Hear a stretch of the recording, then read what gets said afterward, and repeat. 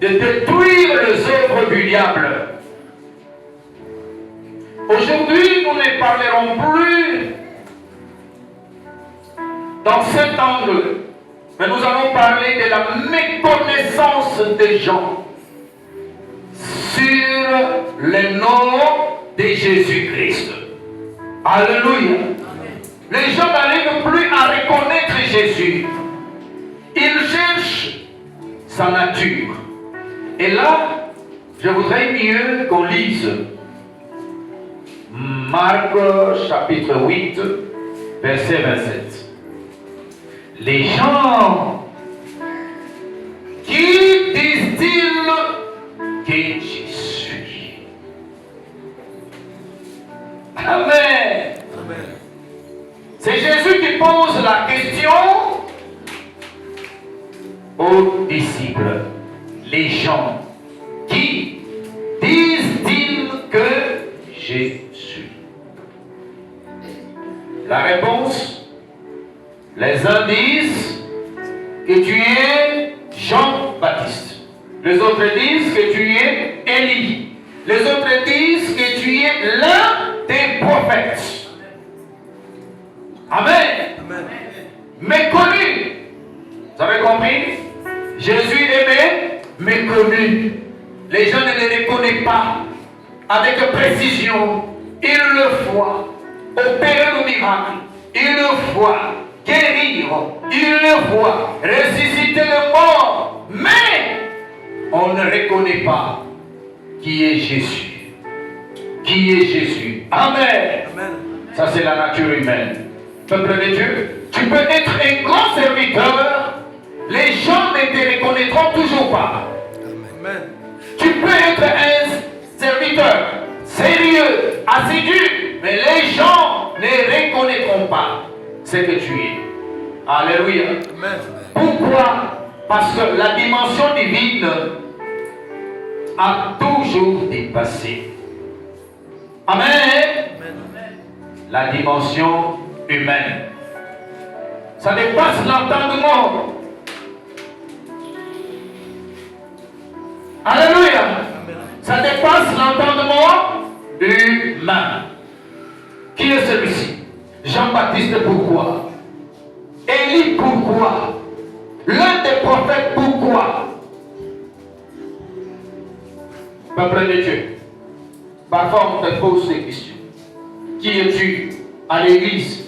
Chantre, intercesseur, diacre, ancien, qui? Apôtre, évangéliste, docteur de la parole. On te pose des questions. Pourquoi? Parce que on ne te reconnaît pas. On ne te connaît pas avec précision. Amen. Amen. Alléluia. Et quand on commence à te poser des questions, sache bien que tu as la grâce divine. Quand les gens commencent à se poser des questions pareilles, sache bien que le pouvoir de Dieu est en toi. Amen. Amen. Les pouvoirs méconnus de prière. Aujourd'hui, j'aimerais qu'on parle de la tempête, du pardon, de la guérison, de la nourriture et de l'exorcisme. Jésus a calmé la tempête. Ça, c'est le premier passage. Avant de calmer la tempête, il y a quelque chose qui s'est passé en amont. Avant la tempête, quelque chose s'est passé en amont. Je voudrais que chacun de nous retienne cet ordre-là. Et que ça soit son principe de la vie. Amen. Amen. Que chacun de nous retienne cet ordre et que cet ordre soit les principes de sa vie. C'est quoi alors? En première position, il est monté dans la barque. En deuxième position, les disciples. Alléluia. Et après, ils vont observer la tempête et les vagues. Ou sur la mer.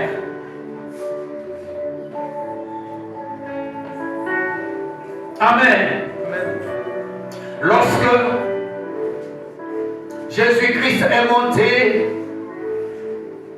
son corps était passif. Parce que la Bible dit qu'il dormait. Amen. Est-ce que quand on dort, il y a encore la conscience? Quand quelqu'un dort, la conscience est là? Amen. Il était dans l'inconscience. Ce n'était plus lui. Et les disciples, faibles qu'ils étaient éveillés. Ils regardaient, ils voyaient les risques, ils voyaient les dangers. Mais Jésus s'est reposé. Alléluia. Il avait beaucoup travaillé. Voilà pourquoi il s'est reposé. Et la nature a voulu se rebeller contre cette foule sainte. La foule sainte, c'est la foule de Jésus-Christ. Ils l'ont réveillé. Maître, tu dors. Mais nous périssons. Nous mourrons. Voilà. L'homme a peur de mourir. L'homme a peur de perdre la vie. L'homme a peur d'être enterré. Alléluia. Qui d'entre nous accepte la mort? Personne. Même si nous savons que notre vie sur cette terre est éphémère, ce n'est pas pour autant que nous devons désirer mourir aujourd'hui. D'ailleurs, nous voulons mourir rassasiés des jours, rassasiés des années. Amen. C'est notre souci. Je prie que cela soit réalisé au milieu de nous. Quand Jésus-Christ se réveillait, il a calmé la tempête. Il a arrêté les risques. Il a arrêté les dangers. Amen. Jésus arrête les dangers. Là où il y a Jésus, peu importe la nature du danger qui s'élève, Jésus, alléluia, est au-delà de ces dangers. Amen. Amen. Qui savait que ce jour-là, ils allaient vivre? Personne. C'est parce que parmi nous, il y en a qui n'ont pas encore connu ce fait. C'est un fait dangereux. Lorsque vous êtes sur la mer, dans une barque, dans un bateau, et lorsque les vents s'élèvent sur la mer, il y aura des vagues. Et quand il y a un mouvement des vagues, la barque, la pirogue est déséquilibrée. Et tout ce qui reste, c'est les naufrages. Amen. C'est tout ce qui reste. Or, derrière les naufrages, il y a beaucoup de dangers. Quand vous êtes sous l'eau, il y a des animaux aquatiques dangereux. Les crocodiles, par exemple. L'hippopotame, par exemple. Il y a même des serpents. Il y a des baleines. Amen. Tous ces animaux sont dangereux. Et même s'il faut nager, je vous dis que il y a des endroits où vous pouvez faire la natation. et d'autres non. Amen. Alléluia. Pourquoi la distance peut vous décourager? La distance. Il n'était pas sur une rivière de 3 mètres, de 30 mètres. Et vous-même, vous connaissez la superficie. Alléluia. D'une mer.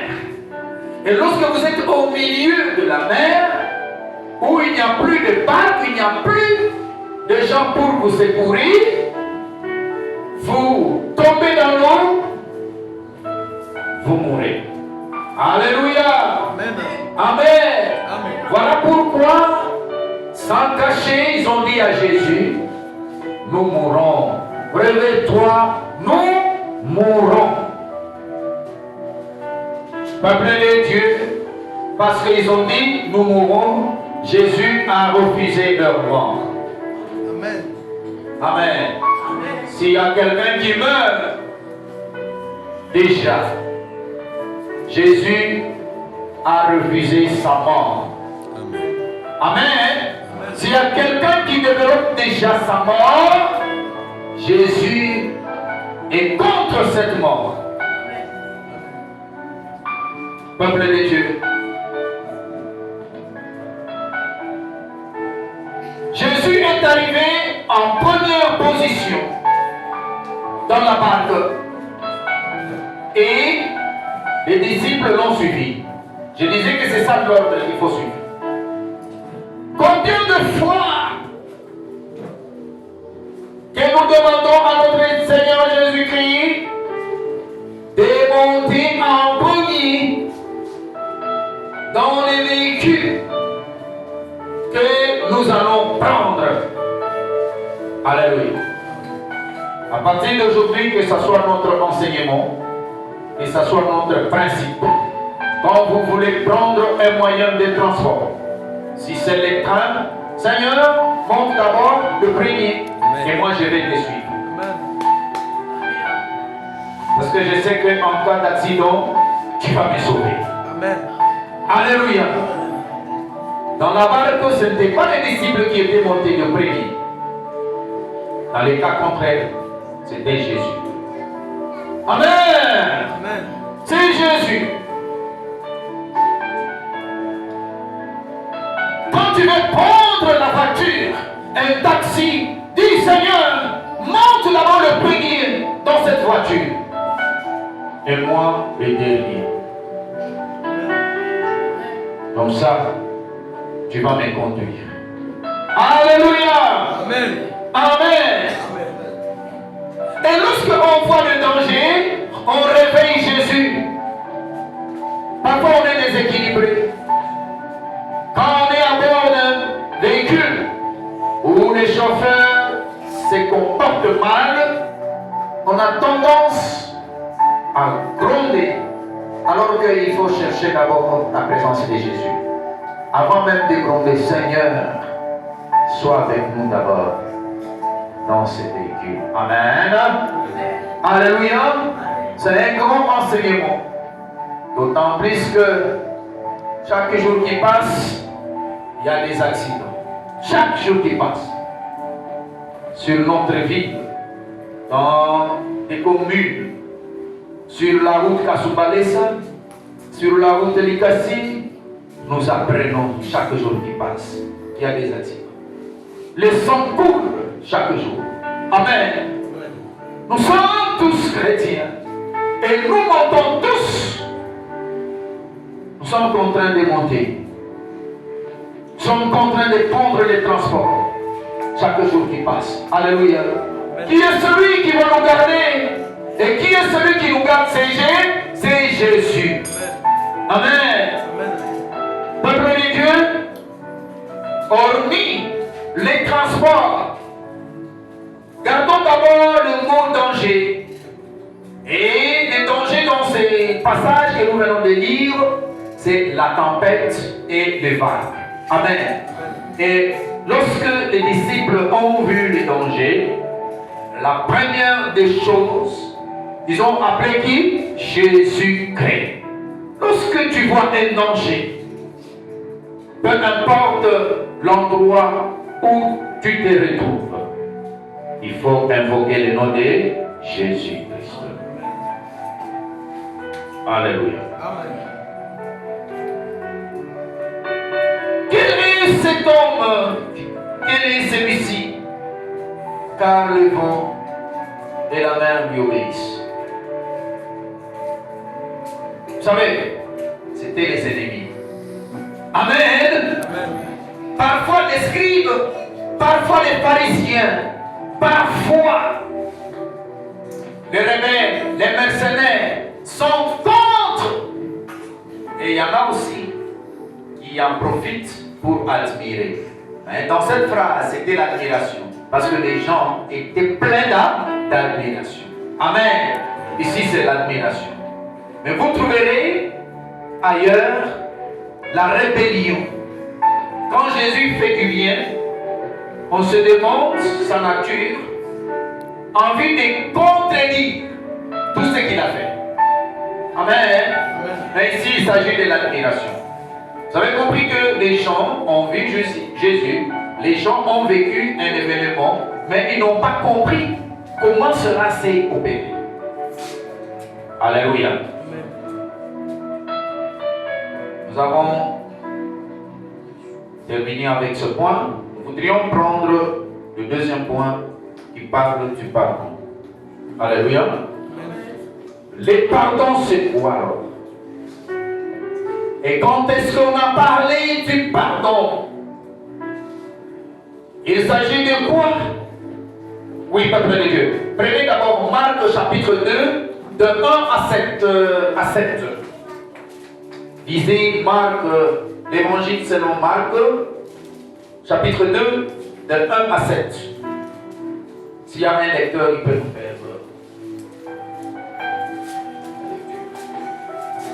Le lecteur est là, il peut nous lire. Quelques jours après, Jésus revint à Capernaum. On apprit qu'il était à la maison. Et il s'assembla un si grand nombre de personnes que l'espace devant la porte ne pouvait plus les contenir. Il leur annonçait la parole. Les gens vinrent à lui, amenant un paralytique, porté par 4 hommes. Comme ils ne pouvaient plus l'aborder à cause de la foule, ils découvrirent le toit et la maison où il était. Et descendirent par cette ouverture le lit sur lequel le paralytique était couché. Jésus, voyant leur foi, dit au paralytique: Mon enfant, tes péchés sont pardonnés. Tes péchés Et il y avait sont là, pardonnés. Oui. et il y avait là quelques esprits qui étaient assis et qui se disaient au-dedans d'eux: Comprenez maintenant la parole des scribes. Oui. Comment cet homme parlait-il ainsi? Comment cet homme parlait-il ainsi? Blasphème. Il blasphème cet homme de Jésus. Qui peut pardonner les péchés Qui peut pardonner les péchés si ce n'est Dieu seul? si ce n'est Dieu seul? Oui. Vous êtes arrivé au verset 7. Alléluia. Amen. Peuple de Dieu, encore une fois, Jésus-Christ était à Capernaum. Il prêchait, il opérait le miracle. Comme il opérait le miracle, il y avait une foule nombreuse. Qui parle d'une foule nombreuse, parle d'une grande foule. Alléluia. Chacun avait son problème. Chacun avait ses difficultés. Alléluia. Voilà pourquoi Jésus était englouti par la foule.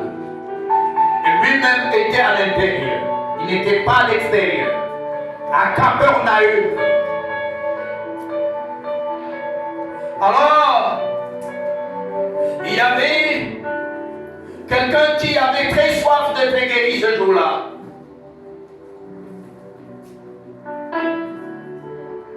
qui avaient les problèmes le plus grave, ce jour-là, c'était les paralytiques. Les paralytiques. Amen. Il était transporté par 4 hommes. Par 4 hommes. Ils arrivent au temple. Le temple englouti par les gens. Jésus à l'intérieur, englouti par les gens. Parce qu'on parle d'une foule nombreuse, une grande foule. Alors, les transporteurs se sont dit, nous allons découvrir une partie de l'endroit où, au-dessus de l'endroit où Jésus-Christ s'était mis dans le temple. Et ils ont découvert cet endroit. Ils ont trouvé une ouverture à travers laquelle on a fait descendre, ou on a descendu les paralytiques. Amen. Amen. Et quand les paralytiques est descendu, il s'est retrouvé devant cet homme de Galilée, Jésus-Christ, l'homme puissant, l'homme extraordinaire. Alléluia. Amen. Et quand Jésus l'a regardé, il s'est dit, non, ça c'est la foi. Amen. Et il dit à cet enfant, et tes péchés te sont pardonnés. Amen. Tes péchés te sont pardonnés. Amen. Amen. Il a vu la foi. Comme les ennemis n'aiment pas le pardon du péché, ils ont commencé à murmurer. Qui est cet homme?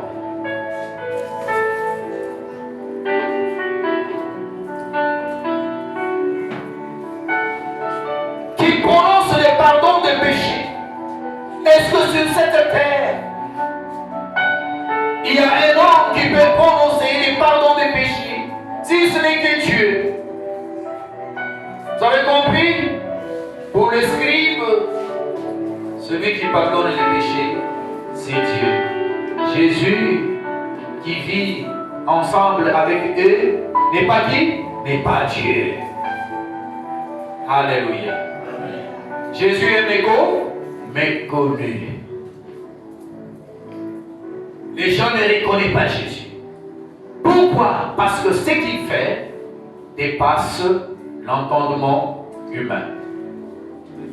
Alléluia. Amen. Les gens ne vous croiront jamais.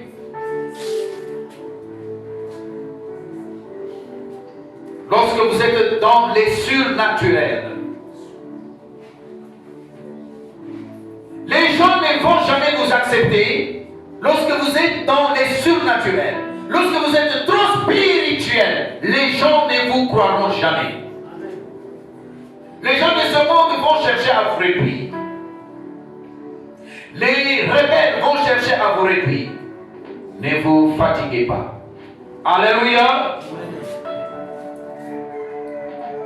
Et Jésus, ayant entendu les murmures d'une manière spirituelle dans lesquels des scribes, va dire ceci. Mais qu'est-ce qui est de plus facile? Alléluia. Est-ce de dire à cet homme, alléluia, lève-toi, prends ton lit et va à la maison. Alléluia. Que Dieu vous bénisse. Vous avez compris que dans ce monde, les gens n'aiment pas la guérison. Les gens n'aiment pas la délivrance. Quand vous êtes souffrant, c'est leur joie.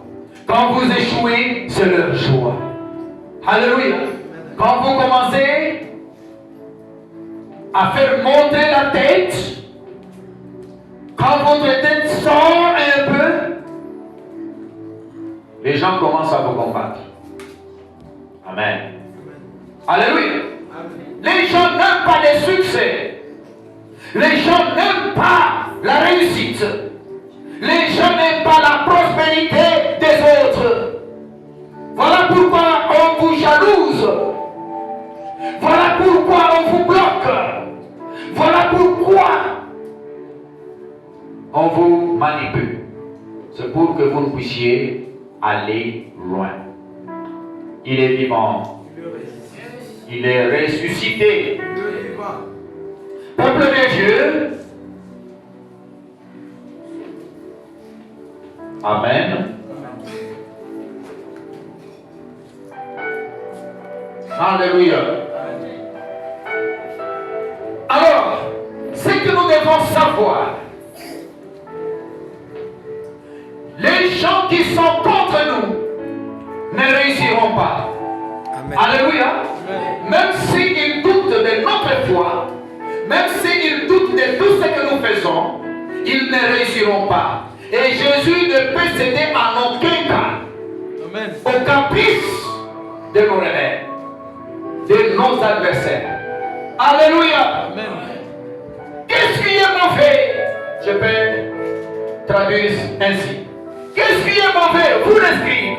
Est-ce de dire à cette personne, alléluia, de prendre son lit, ou soit de s'élever, ou soit d'être guéri? Qu'est-ce qui est mal? Qu'est-ce qui est mauvais? Qu'est-ce qui ne marche pas? Qu'est-ce qu'on a violé? Alléluia. Amen. Montre-nous. Montre-nous ce que nous avons violé. Et nous allons faire quoi? Nous allons accepter. Et ils n'ont pas su le dire. Peuple de Dieu, si vous savez bien que ce que vous êtes en train de faire est normal et correct vis-à-vis de Dieu, faites-le. Ne suivez pas la distraction des hommes. Parce que les hommes ne peuvent jamais accepter votre succès. Amen. Amen. Mais néanmoins, il y a un grand message dans ce passage. Le message, c'est quoi? Le royaume de Dieu ou des cieux, c'est pour ceux qui se font violence. Amen. Alléluia.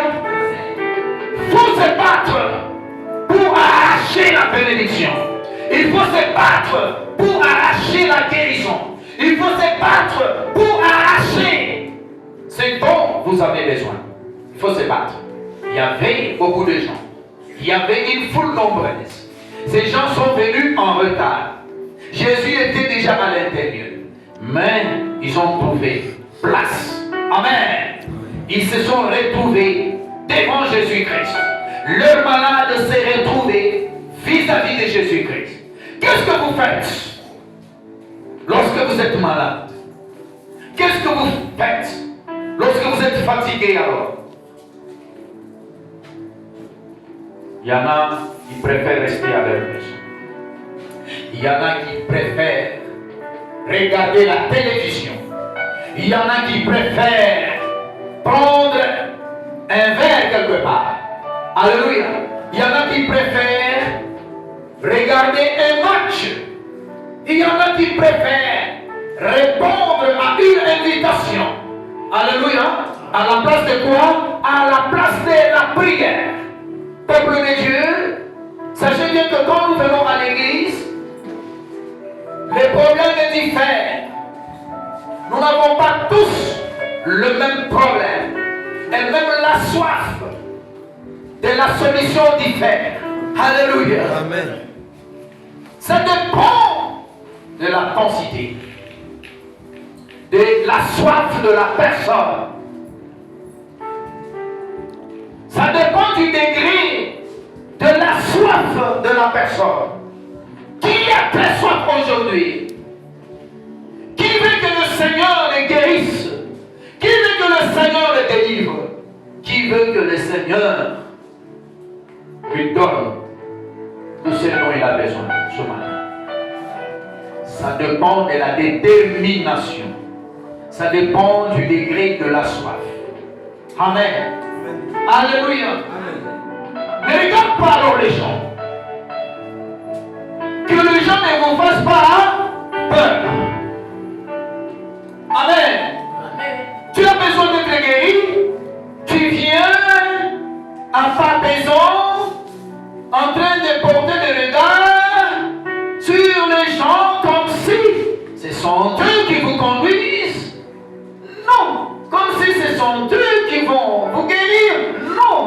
si ce sont eux qui vont vous délivrer. Non. Alléluia.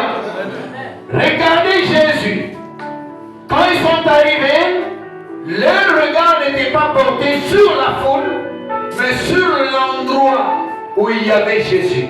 Est-ce qu'aujourd'hui, les gens savent découvrir l'endroit où il y a Jésus? Tout parle de la découverte de l'endroit où il y a Jésus. Les gens sont là, oui. Mais où est Jésus par rapport à cette foule? Jésus est où? C'était leur problème, c'était leur souci. Quand ils sont arrivés, ils ont étudié d'abord l'environnement, la géographie. Et après, ils ont posé des questions. Où est Jésus? Alléluia. Dans ce temple.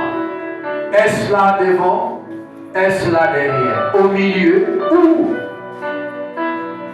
Présentement, où est-ce qu'il est? Comme nous sommes avec vous, moi je suis à la chair. S'il faut qu'on me donne ce malade-là, alléluia, il faut qu'il descende au niveau de la chair. Et si pendant que je prêche, je suis au milieu, il faut le faire descendre au milieu. Amen. Amen. Ils ont d'abord étudié l'endroit où Jésus était. Découvrir l'endroit. La Bible dit qu'ils ont d'abord découvert l'endroit. Pour être sauvés, pour être délivrés, pour avoir une solution au problème qu'on a, il faut d'abord découvrir l'endroit où Jésus est. Amen. Tu peux entrer dans une église ou tu peux entrer dans une communauté où le nom de Jésus est cité. Mais la personne de Jésus n'y est pas. Tu n'auras pas ta guérison. Amen. Amen. Amen. Alléluia. Amen. Alléluia. Amen. Il suffit d'abord de connaître l'endroit où Jésus se trouve. Jésus se trouve où? Les gens sont là, oui. Tous ces gens sont venus chercher Jésus, sont venus chercher la main de Jésus. Mais ce qui nous a amenés, c'est la main de Jésus, c'est la guérison. Alors nous devons rencontrer d'abord Jésus vis-à-vis. Si vous n'êtes pas sauvé, si vous n'êtes pas guéri, si votre problème n'a pas encore trouvé de solution, posez-vous la question si vous avez déjà découvert l'endroit où Jésus-Christ se trouve. Amen. Est-ce que vous êtes en face de lui? Et si vous êtes en face de Jésus-Christ, quel est le degré de votre foi? Parce que tout ce qui fera à ce que Jésus-Christ te guérisse, c'est le degré d'abord de la foi. Est-ce que tu as la foi tout en étant vis-à-vis de Jésus-Christ? Est-ce que tu as commis des péchés? Alléluia. Si tu prends la décision de confesser les péchés, il te pardonne. Le même jour, tu deviens un enfant chéri de Jésus-Christ, un enfant bien-aimé de Jésus-Christ. Amen. Amen. Nous avons parlé de la guérison. Quelqu'un qui parle de la guérison parle du rétablissement. La disparition totale des symptômes de cette maladie. Les paralytiques étaient sauvés, étaient délivrés. On ne pouvait plus voir les symptômes. La malformation. Alléluia. Tout était redevenu normal. La guérison, c'est ça. Guérir, c'est soulager. Guérir, c'est soigner aussi.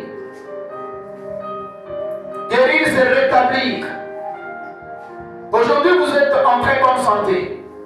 Le jour où vous allez tomber malade, vous êtes déséquilibré. Et pour savoir que vous êtes guéri, il faut faire retour à la bonne santé.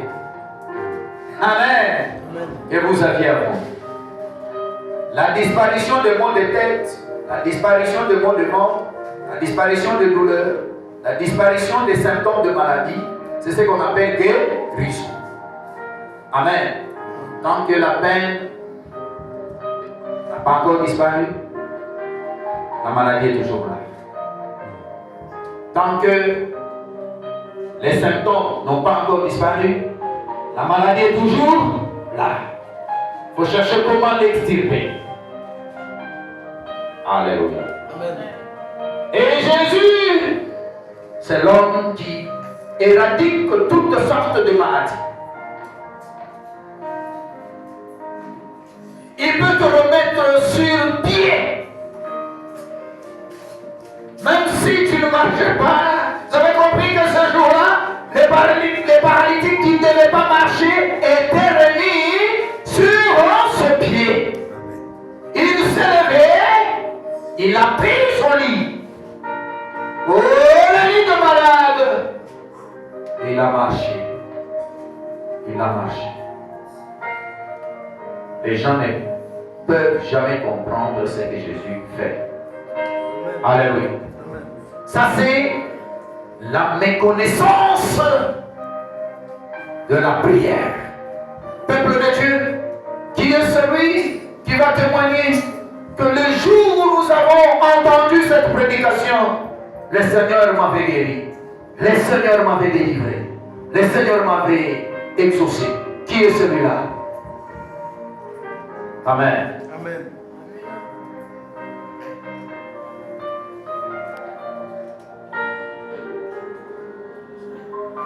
Qu'est-ce qui est méconnaissable? Qu'est-ce qui est étonnant dans ce passage? Je vous ai dit qu'il a pris le lit, il s'est levé, il a pris le lit, il a marché, il est rentré chez lui. Amen. C'est ce qui est étonnant. Ce qui est méconnu vraiment. C'est que les hommes ne peuvent pas expliquer avec les formules bien soutenues. Alléluia. Alléluia. Amen. Lorsque vous lisez Marc chapitre 8, de 1 à 4, est-ce qu'on peut nous lire rapidement?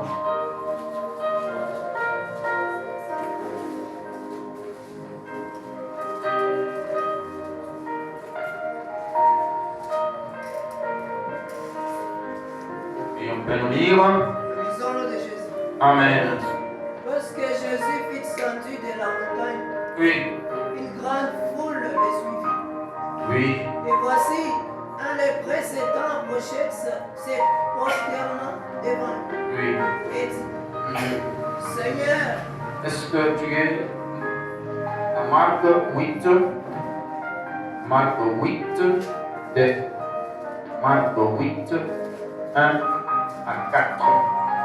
Marc 8, 1 à 4.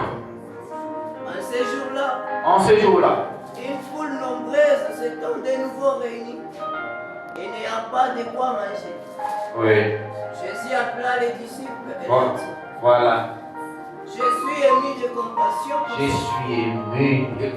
Alléluia. car voilà 3 jours qu'ils sont près de Oh, moi et n'ont rien à manger. ils n'ont rien de quoi manger. Si je les renvoie chez eux à jeun, Oui, les forces leur manqueront un chemin. oui, oui. Car quelques-uns d'entre eux sont venus de loin. Mhm, 4. Ses disciples lui dirent, mhm, comment pourrait-on les rassasier des pains mhm, ici, mhm. dans un lieu désert? Oui, oui.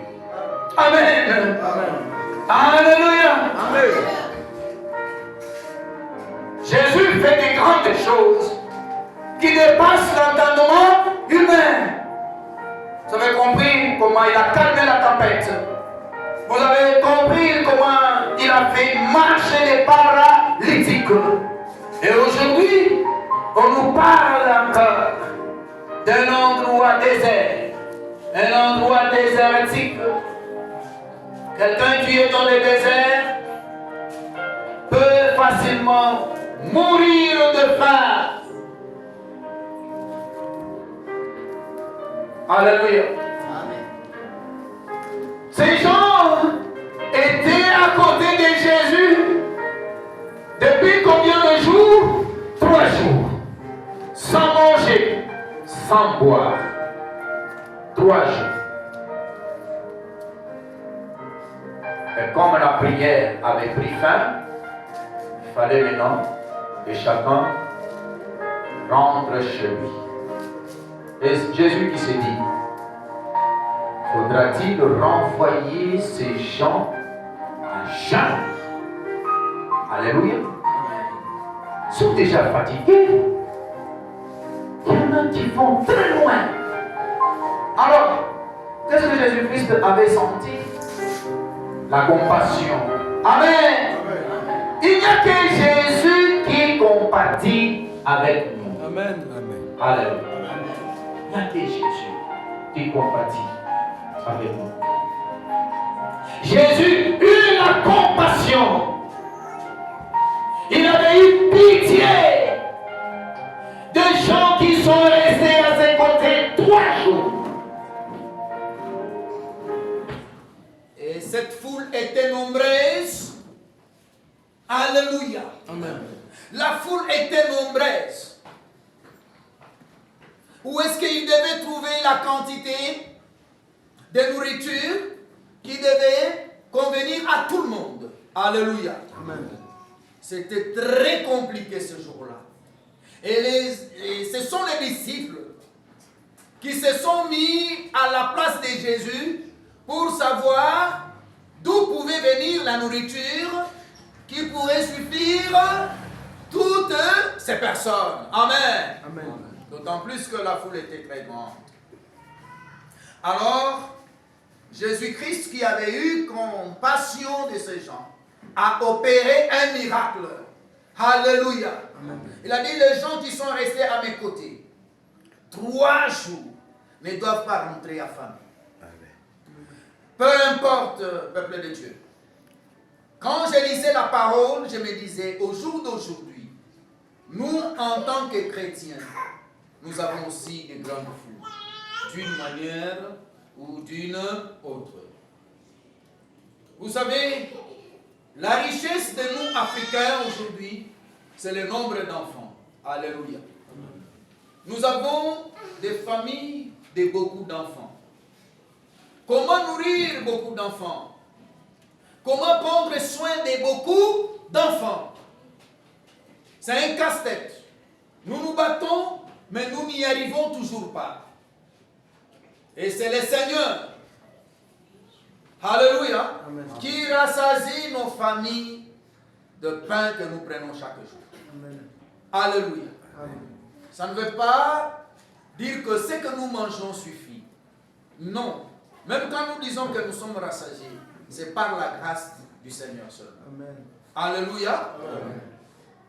Jésus est au-delà. Alors, nous qui avons des grandes charges, nous qui disons que d'où viendra la nourriture, d'où viendra le secours, apprenons à partir d'aujourd'hui que notre secours viendra de Jésus-Christ. Amen. Alléluia. Amen. Notre entreprise, c'est Jésus-Christ. Notre champ de récolte, c'est Jésus-Christ. Notre boucherie, c'est Jésus-Christ. Alléluia. Amen. Notre boucherie, c'est Jésus-Christ. Notre boulangerie, c'est Jésus-Christ. Amen. Amen. Il s'est posé des questions. Comment nourrir? Oh, selon la Bible, c'était la seconde fois de nourrir la foule. Amen. Amen. Jésus prend toujours soin de nourrir. Il nourrit qui alors? Qui veut qu'il soit nourri? La réponse est donnée dans le passage que nous venons de lire. C'est rester le plus longtemps possible à côté de qui? De Jésus. Alléluia. Tout celui qui veut être nourri par Jésus-Christ, la solution c'est celle-là. Amen. C'est rester le plus longtemps possible à côté de Jésus. Voilà pourquoi Jésus l'a dit. Comment pourrais-je renvoyer les gens à jeun alors qu'ils sont restés 3 jours à mes côtés? Quand nous servons le Seigneur, il s'est dit, mais c'est grave. Quand les pasteurs prêchent, quand les conducteurs chantent, quand les modérateurs président les cultes, quand les chanteurs font ceci, même quand les papas et les mamans sont assis sur les chaises, ils n'ont pas à manger après les cultes. Alléluia. Amen. Ce jour-là, ce n'était même pas la foule qui avait d'abord. C'est Jésus lui-même qui a lu des visages. Amen. Amen. Il a lu et il s'est dit non. Réellement, ces gens sont fatigués. Ils ont très faim. Et il n'y a que moi qui dois leur donner à manger. Amen. Alléluia. Amen. Vous avez compris que la nourriture vient de Jésus-Christ. Aujourd'hui, il y en a qui préfèrent vendre leur esprit, vendre leur corps, vendre leur bien à cause de ceci, à cause de cela. Non! Peuple de Dieu, la nourriture, c'est Dieu qui la donne. Amen. Que Dieu vous bénisse. Amen. Ne souffrez pour rien. C'est Dieu qui donne la nourriture. Si vous n'avez pas de nourriture, demandez à Dieu, il vous la donnera. Amen. Amen. Si vous avez beaucoup d'enfants, c'est Dieu qui rassasie ses enfants de la nourriture céleste que lui-même pourvoira. Amen. Alléluia. Amen. Alléluia. Amen. Peuple de Dieu, il y a des miracles. Et là, nous osons dire que dans cette église, aucun enfant ne mourra de faim. Amen. Alléluia. Amen. Bien-aimés, est-ce que vous avez des réserves de la nourriture dans vos maisons? Parce que vous avez passé longtemps à côté de Jésus-Christ. Qu'il y ait des provisions Amen. dans vos maisons. Amen. Alléluia. Amen. Qu'il y ait des provisions. Pourquoi? La raison est celle-là. Vous avez passé un long moment à côté de Jésus. Amen. Ça fait combien de temps que vous êtes chrétien? Ça fait combien de temps que vous priez Dieu qui vous a appelé en ces lieux? Pourquoi cette absence de la nourriture? Pourquoi cette carence de la nourriture? Que le Seigneur comble vos vides. Alléluia. Amen. Que vos greniers soient remplis de nourriture. Au nom de Jésus. Et le dernier point. Amen. Avant celui-là, qu'est-ce que les disciples ont répondu à Jésus? Ils ont dit, comment pourrait-on les rassasier des pains ici dans les lieux déserts? Ils n'ont pas encore reconnu. Alléluia. Ils ne savaient pas que Jésus-Christ lui-même est le pain. Alléluia. Amen. Jésus-Christ lui-même est le pain de vie. C'est Jésus-Christ. Alléluia. Et le jour où il a dit, prenez mon corps et prenez mon sang et buvez. Ça scandalisait tout le monde. Jésus-Christ, c'est le pain de vie. Amen. Alléluia. Amen. Il a dit, moi-même qui suis avec vous, je suis d'abord le pain. Je suis la nourriture. Et je dois vous donner la nourriture.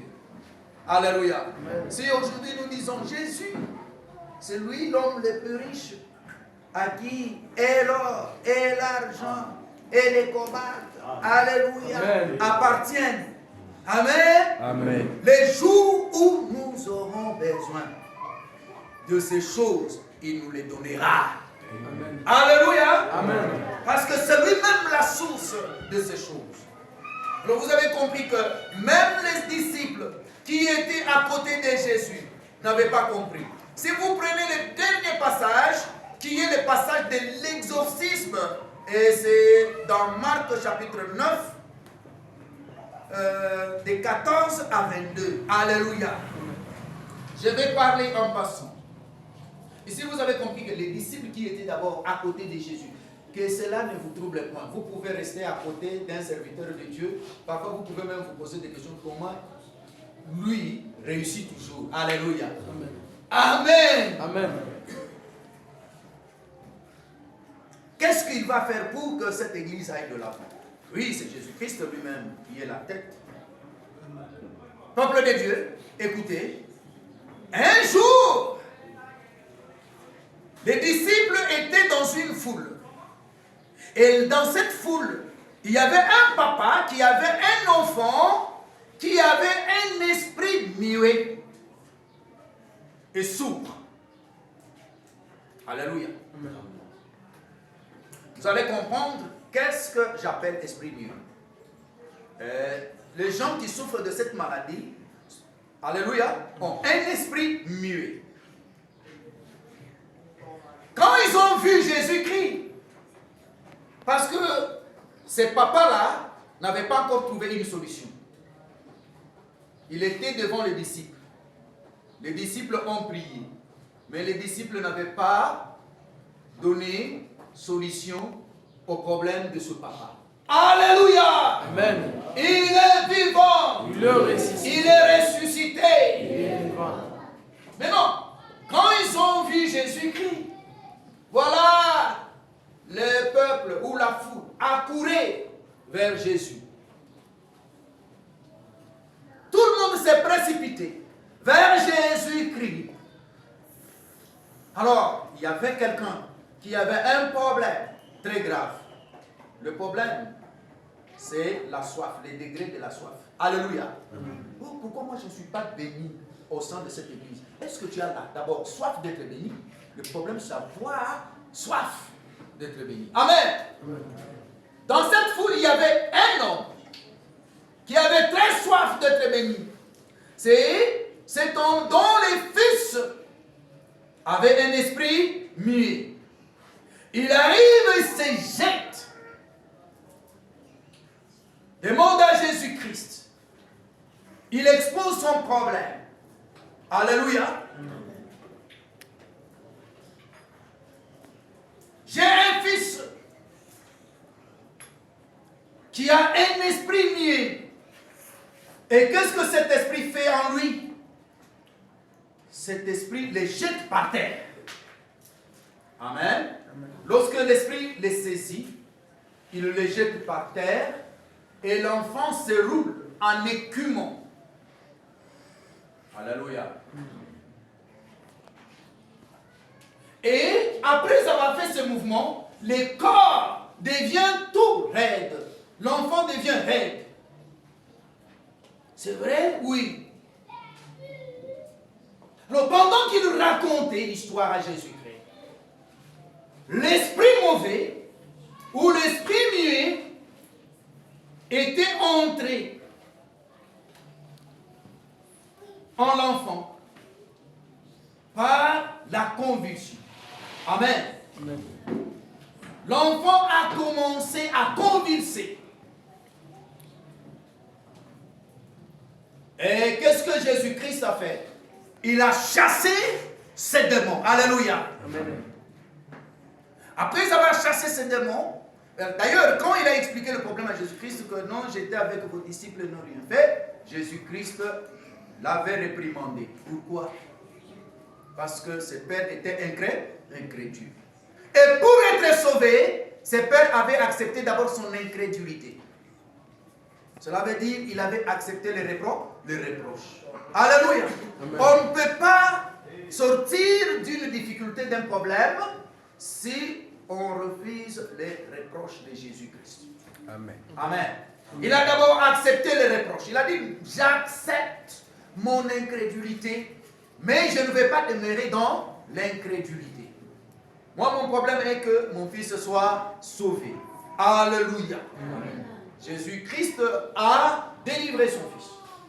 Et après avoir délivré son fils, les disciples sont partis encore vers Jésus. Parce que tout ce que Jésus devait faire, dépasser leur entendement. Jésus m'est connu dans la prière. Amen. Amen. Quand on pose la question à Jésus, qu'est-ce qu'il dit? Ce genre de démons, alléluia, pour l'exorciser, pour les chasser de la personne, il faut le faire par le moyen de la prière. Amen. Amen. Là, c'est la version que j'ai ici. Dans d'autres versions, on parle des gens et de la prière. Amen. Il faut la prière. Maintenant, vous cherchez la délivrance. Vous cherchez la guérison. Vous-même, vous n'êtes pas homme de prière. Vous n'êtes pas femme de prière. Comment vous pouvez rencontrer cette guérison ou cette délivrance. Alléluia. La prière a les pouvoirs. Amen. La prière a les pouvoirs sur toutes choses. Et si vous priez avec foi, Jésus-Christ vous donnera solution à tous les problèmes que vous avez. Amen. Amen. Et les gens vont se demander par quel canal, par quel moyen. Le moyen n'est pas connu parce que tout c'est le miracle. Tout est miraculeux. Amen. Alors, vous serez bénis, vous serez guéris, vous serez délivrés, vous prospérerez par le miracle divin. Amen. Voilà pourquoi nous disons, nous sommes une église qui croit au miracle. Amen. Pourquoi? Parce que nous demeurons en Jésus et que le parole de Jésus demeure en nous. Nous avons la foi, nous chantons à Jésus-Christ. Tout ceci nous amène à avoir une solution à tout problème que nous avons. Au nom de Jésus, que ce message vous aide. Amen.